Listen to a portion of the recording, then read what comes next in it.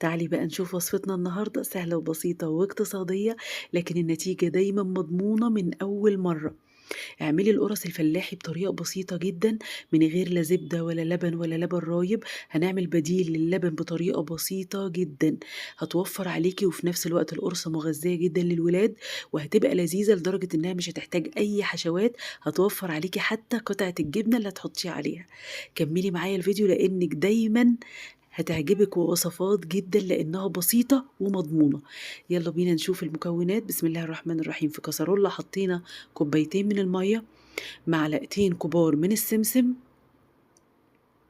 معلقتين من القشطة وش اللبن، ودايما احتفظي بوش اللبن لانه هيفيدك في وصفات كتير جدا. هنرفعهم بقى على النار ونبدأ ندوب القشطة تماما لحد ما المكونات كلها تغلي مع بعض. فجأة هتلاقي القشطة دابت تماما. القشطة دي يا جماعة فيها كل الغذاء اللي جوه اللبن. بصوا يا جماعة، تحول للبن زي ما انتم شايفين كده. طفينا عليها بعد ما غليت، هنسيبها تهدى شوية. ننزل عليها بمعلقة من الخل، وبعدين هنبدأ ننزل مع كوبايتين الزبادي. كوبايتين الزبادي دول يا جماعة ب12 جنيه بالظبط. تمام. وطبعا لان الزبادي بيبقى متكتل كده، هنبدأ نحضر المضرب اليدوي بتاعنا ونقلب الزبادي علشان لو في اي تكتلات تفك معانا جوه الخليط السائل. بعد كده هنبدأ ننزل بمعلقتين من السكر باستخدام معلقة الأكل،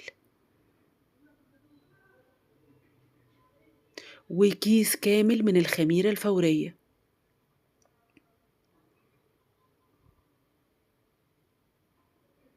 تمام. ونقلب الخميرة بتاعتنا تعمل فقاقيع كده بسيطة، تضمني ان هي فعالة وتمام التمام.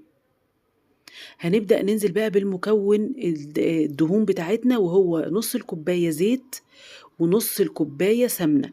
وممكن تعملي الكوباية كلها زيت، وممكن تعملي الكوباية كلها سمنة، وممكن تعملي التلات ارباع زيت والربع سمنة علشان تدي ريحة كده حلوة للعجين بتاعنا.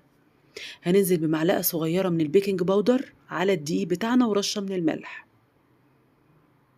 وهنقلب المكونات الجافة. وضروري تقلبي البيكنج باودر كله كويس جوه الدقيق، واحنا طبعا نخلينه. هنا بقى هننزل بالمكونات بتاعتنا، طبعا كانت دافية وجميلة، هتساعد العجين على انه يخمر بسرعة جدا. هنبدأ نعجن بقى المكونات بتاعتنا.